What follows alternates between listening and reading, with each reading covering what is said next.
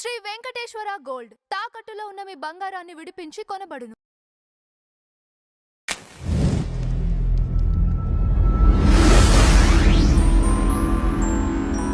శ్రీమాత్రే నమః. పూర్ణాదేవి 24వ తేదీ 3వ అవతారం.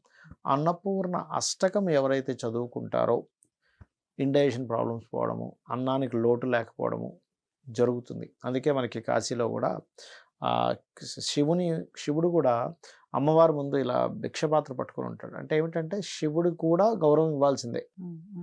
మనం ఇవాళ రేపు చూడండి, ఓన్లీ హోమ్ మేకర్ అయితే ఒక రకంగా చూడడం, జాబ్ కూడా చేస్తున్నాడు, అబ్బా ఆమె గ్రేట్ అనుకోవడం చాలా తప్పు. హోమ్ మేకర్కి ఇంకా ఎక్కువ పని ఉంటుంది, ఇంకా రెండు చేసే వాళ్ళకి ఇంకా ఎక్కువ పని ఉంటుంది. పాపం ఇంట్లో చూసుకోవాలి, బయట చూసుకోవాలి, ఇంకా గ్రేట్ అని చెప్పాలి. అంటే ఏమిటంటే అక్కడ ఇంట్లో వంట వండేటువంటి స్త్రీమూర్తి ఎవరైతే ఉన్నారో ఆ స్త్రీమూర్తికి అంత గౌరవం ఇవ్వడం, ఆవిడ లేకపోతే మనం ఫుడ్ తినం కదా, నాకు కూడా ఫుడ్ లేదురా నాయన అని చెప్పి సంకేతంగా చెప్పడం అక్కడ. అన్నపూర్ణాదేవి దగ్గరికి వెళ్ళి ఆ శివుడు ఆ పాత్రని చూపించడం అనేటువంటిది. ఇక అదేవిధంగా అన్నపూర్ణ అష్టకం ఎవరైతే చదువుకుంటారో వాళ్ళకి ఖచ్చితంగా ఇండైజెషన్ ఇష్యూస్ ఉంటే పోవడమే కాకుండా ఫుడ్కి లోటు ఉండదు. అలాగే తల్లితో ఏదైనా చిన్న చిన్న ఇబ్బందులు ఉన్నా, ఏదైనా ఫుడ్ బిజినెస్లో ఉండేటువంటి వారు కూడా చదువుకుంటే చాలా బాగుంటుంది. అన్నపూర్ణాదేవికి సంబంధించినటువంటి అంశంలో పర్టికులర్గా ఏంటంటే ఇక్కడ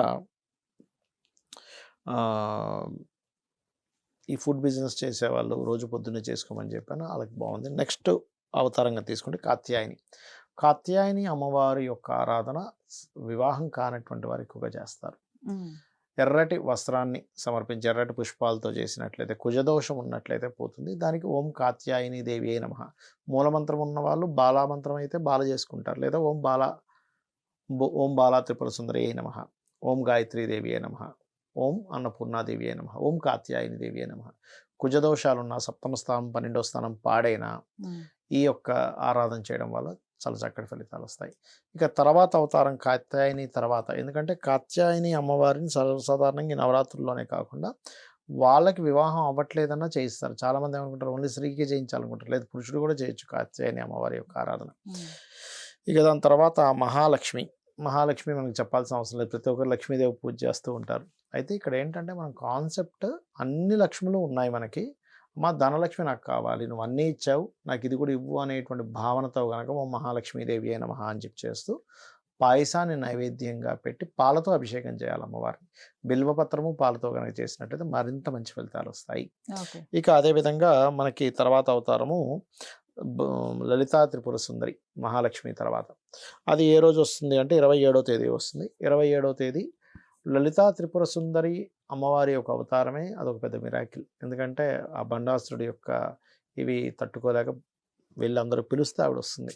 వచ్చినప్పుడు వసిన్యాది వాగ్దేవతలు ఆవిడ గురించి కీర్తిస్తారు. అలా ఎవరైనా ఇప్పుడు చాలామంది ఏమనుకుంటారంటే సాత్విక దేవత కొన్ని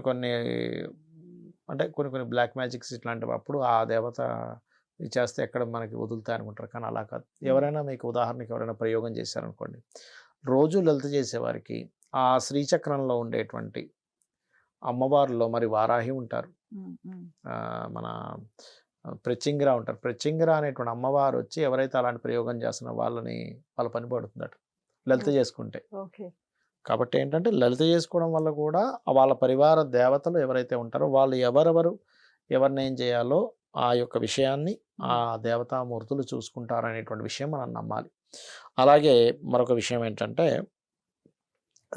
లలిత అమ్మవారికి ఒకటేనండి, ఇక్కడ వస్త్రము నైవేద్యం అనేటువంటిది మనకు పలానాది సిద్ధించాలనే భావంతో పెడుతున్నాం, కానీ వాళ్ళకి ఖచ్చితంగా ఈ రంగు వస్త్రమే ఈ నైవేద్యమేం లేదు. ఒక్కొక్క నైవేద్యానికి ఒక్కొక్క ప్రత్యేకత ఉంటుంది.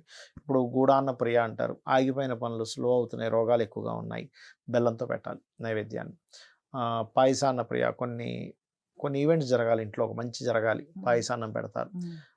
గురుబలం పెరగాలి, పసుపు లేదా పులిహోరతో, పసుపు కలిపిన అన్నం పులిహోరతో నైవేద్యం పెడతారు. గారెలు, ఇప్పుడు దుర్గాదేవి అవతారంలో గారెలు పెడతారు యాక్చువల్గా. ఎందుకంటే మనకి దుర్గాదేవి అవతారము మనకి లలిత తర్వాత మహాచండి చెప్పుకుందాం, దాని తర్వాత దుర్గాలోకి వద్దాం. మహాచండి అవతారం ముఖ్యంగా ఎవరికైనా కానీ శనికుజులు కలిసి ఉండి బాగా కష్టాలు ఉన్నాయనుకోండి, అప్పుడు చండీ పారాయణం చేసుకోవడం, మహాచండీ దేవి అయిన మహా చేసుకుంటే కూడా ఖచ్చితంగా బాగుంటుంది. ఈ మహాచండీకి కూడా ఏంటంటే బెల్లంతో చేసినటువంటి గూడాన్నం కూడా పెట్టవచ్చు. అలాగే క్యారెట్స్ కానీ దీంతో కానీ ఎర్రటి పదార్థాలతో ఎర్రటి పుష్పాలతో పూజించడం ఇవి కూడా చేస్తారు. ఎరుపు, నీలం రంగు ఉండేటువంటి వస్త్రాలు కూడా కడతారు మహాచండికి. అయితే అది కంపల్సరీ కాదు, మళ్ళీ మళ్ళీ చెప్తున్నా ఎందుకంటే ఇది కంపల్సరీ అనుకోగలరు. అండ్ అలాగే సరస్వతీదేవి. సరస్వతీదేవి యొక్క అనుగ్రహం కలగాలి.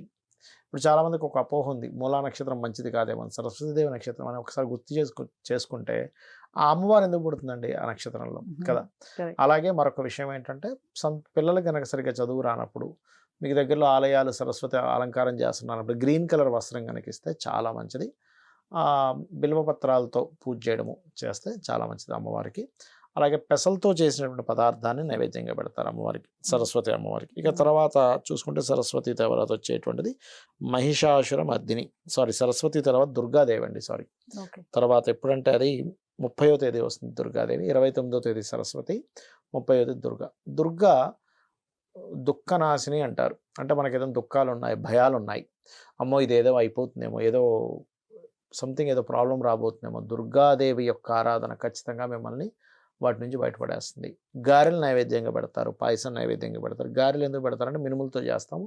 మినుములకి రాహు గ్రహంగా తీసుకుంటాం కాబట్టి రాహు ఎప్పుడైతే ఎవరికైతే బాగోలేదో వాళ్ళు ఎప్పుడైతే దుర్గాదేవిని చేసుకుంటారో వాళ్ళకి అనవసరమైన భయాలు, మోసపోవడాలు ఇవన్నీ కూడా క్లియర్ అవుతాయి.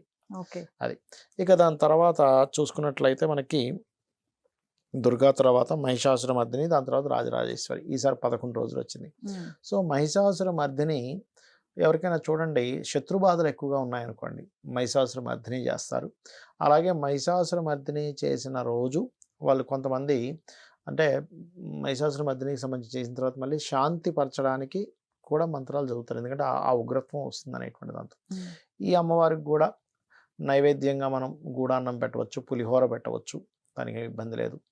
ఇక ఎరుపు రంగు వస్త్రం కొంతమంది కడతారు. అదేవిధంగా రాజరాజేశ్వరి అమ్మవారి యొక్క ఆరాధన అనేటువంటిది రాజ్యాన్ని ఇస్తుంది మనకి.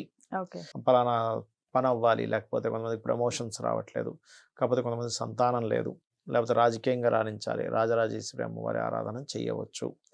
అమ్మవారికి ఇంకా కొంతమంది బూరెలు పెట్టే వాళ్ళు ఉంటారు.